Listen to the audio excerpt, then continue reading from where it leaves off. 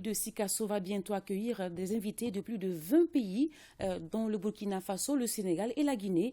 C'est à la faveur de la première journée nationale de la pomme de terre prévue les 28 et 29 avril prochains. Un prélude au lancement de cette journée, le président de l'interprofession pomme de terre au Mali donne quelques explications sur les enjeux de cette première édition. Abdul Karim Konastranogo est au micro de Moustapha Doumbia et Amadou Dolo. Cette journée nationale est adossée à un plan stratégique national adopté par le gouvernement du Mali et l'interprofession. Et pour ce faire, la vision de l'interprofession, c'est d'avoir 1 million de tonnes de pommes de terre de consommation et de produire la semence locale malienne Made in Mali de 2000 tonnes à l'horizon 2026. Et pour ce faire, nous avons des thèmes pointus dans ces journées.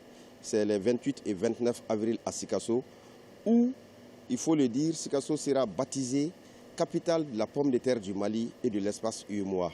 Parce qu'il faut le reconnaître, nous sommes premiers dans l'espace UEMOA en termes de production de pommes de terre de consommation pour à peu près 500 000 tonnes.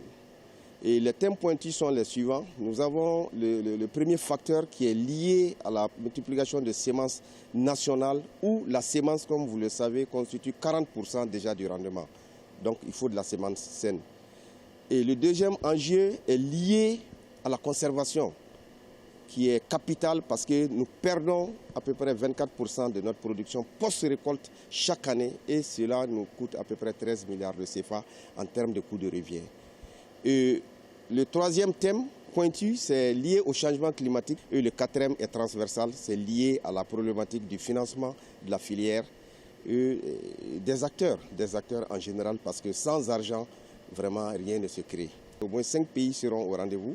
Vous avez naturellement le Burkina qui est un partenaire privilégié, la Côte d'Ivoire, et le Sénégal, la Mauritanie, la Guinée-Conakry, le Bénin, le Togo et même le Niger.